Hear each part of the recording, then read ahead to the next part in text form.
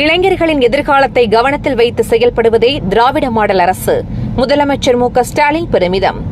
கள்ளச்சாராய விவகாரம் தமிழக அரசுக்கு நோட்டீஸ் அனுப்பியது மனித உரிமை ஆணையம். கள்ளச்சாராய மரணங்கள் தொடர்பான அறிக்கை ரெடி.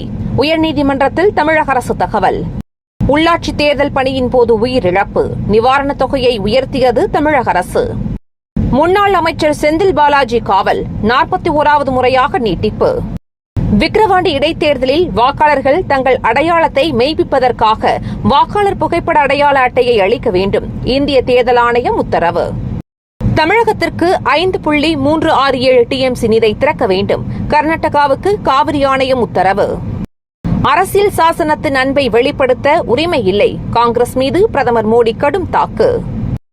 சர்வாதிகாரத்தில் பெருமிதம் கொள்ளும் காங்கிரஸ். மத்திய அமைச்சர் அமித்ஷா சாடல். சபாநாயகர் பதவிக்கு பாரதிய ஜனதா காங்கிரஸ் இடையே நேரடி போட்டி. ஓம் பிர்லா சுரேஷ் வேட்புமனு தாக்கல். கெஜ்ரிவாலுக்கு விசாரணை நீதிமன்றம் வழங்கிய ஜாமீன் டெல்லி உயர்நீதிமன்றம் தடை.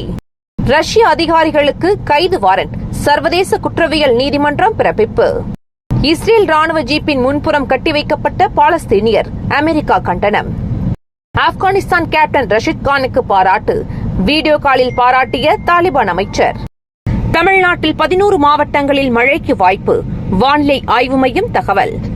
தினந்தோறும் காலை தலைப்புச் செய்திகளை உடனுக்குடன் தெரிந்து கொள்ள வணக்கம் இந்தியா நியூஸுடன் இணைந்திருங்கள்.